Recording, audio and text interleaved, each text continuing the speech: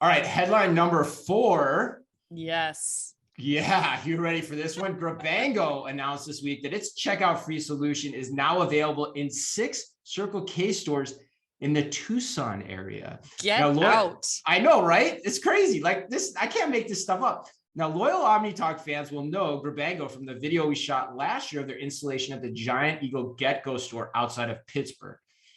And remember, it's the company that lets shoppers skip traditional checkout lines by scanning an app when they're done shopping, which is a very important point. And I have lots of thoughts here, but of course I do. What do you think of this announcement first and foremost? Well, I think it's another signal to our earlier conversations that, this is coming. Checkout free, just walk out technology with Amazon Fresh stores. Like we had the headlines from Trigo the last couple of weeks. This has got to be front and center for retailers in the convenience and grocery space, especially. But I mean, I was pretty shocked to hear Grabango's name thrown in here. Standard's always been associated. I mean, Chris, you were just in Phoenix at the Circle K doing a demo of the Standard experience. I'm curious what your thoughts are here. Like we've seen both. Yeah. What do you think? That's the craziest part of this announcement is that Circle K and also in Arizona, because if you remember, loyal Omni Talk fans, Standard is supposed to be working with Circle K.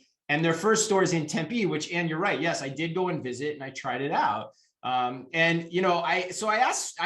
was like, what the hell does this mean for Standard, right? Like that's the natural question here. Like Circle K is also working with somebody else on the very same idea, because basically their two technologies in terms of what they're trying to do for consumer experience standpoint are almost identical. Right. And so I asked Standard, I queried Standard yesterday. I was like, what's your comment on this? Like, what does this mean? And so for those listening, here's what they told me. They said, quote, "We're confident that our technology, which we are always refining, improving, and carefully monitoring, will make lives better for shoppers at our Phoenix, Tempe, Circle K location and the other stores we're building out in Arizona and around the country," end quote. And then they went on to say, quote, "We're well into the retrofitting process for multiple Circle K stores that are set to go live starting in January and continuing into the first half of next year," end quote. So, Ann, I don't know what you think. Is this like a checkout free battle dome we're going to have inside Circle K? Like, what is going to happen? I think it is. I mean, it's basically like Circle K is burning the wick on both ends with this. Like, they really are. I mean, it's kind of nuts. I don't.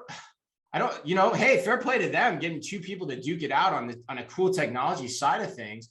But I think the other point that I think that this brings up too, just because you brought up my demo. Yeah, I did walk the store. Yeah.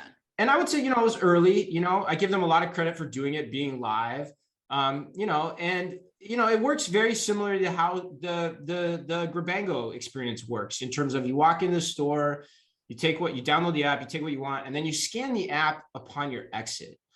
And I think upon reflection, because I did it, I think upon reflection, and I'm going to actually coin this phrase.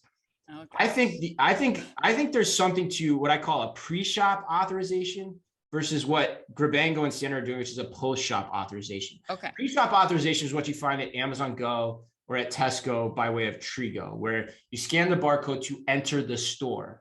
Or your hand. Or your hand, right? Or you can sign a credit card too, as they do at like Hudson Goods or OTG or whatever it is. Yeah. I think that's better for 2 reasons. Okay. Number one, I think it's a better consumer experience because then when you're carrying stuff, you don't have to put your stuff down and figure out how to scan something with your phone, which I think is inherently difficult to do. And then secondly, I don't like it from a theft perspective too, because it leaves the opportunity to game that system much more open than versus the other scenario. Cause like, oh yeah, I have the app down. Oh, I'm scanning it. Look at me. And now I'm just going to walk out the store. And there's not enough staff in the store to adequately detect that and watch for that. Right. So, so I think in the long run, I think, especially in the short term, I think we're going to see more players that approach is going to win out in the long run, or people are going to find more success with it. The other thing I like about it is you can see how high is high. I wrote about this earlier this week. When you just say, hey, we're going to convert the whole store to a pre-shop authorization, you're going to know how much people want to use it. Yeah. You're not like half pregnant being like, oh, I want to keep my current customers happy and blah, blah, blah. You're willing to go all in and you're willing to see what happens. And I would argue that the companies that are more overt in testing the pre-shop approach here, even if it's not what wins out in the long run, I think are going to gain more education on how this can work and what the puts and takes are of the long run. So I don't know. What and, do you and think? I think the labor shortage point is, you just made me think of that too, Chris. Like when we think about, if you are planning on moving towards a truly autonomous store where you don't have to have somebody in the store, I think it's going to be one where you're going to have to scan in, you're going to have to scan out, or do some sort of checkpoints at the beginning of that shopping experience in order for that to truly be something that retailers can see a return on the investment on in the long haul. So yeah. I asked Standard about that too. Like I said, hey, why are you guys taking this approach? They said, they feel like it's hard to put that type of technology at the front. It's, a barrier to get consumers. And yeah, maybe I get that, now. but yeah, for now, but like people will change over time. And so I think, and how do you change? You give them something they've never expected, never experienced before, and you knock their socks off. And by the way, the other thing I would say is that's what Amazon is continuing to do. Mm-hmm. That's an important point. Like they are now putting this into full-scale grocery stores in the same manner. So that tells me something in terms of what the right approach potentially could be here.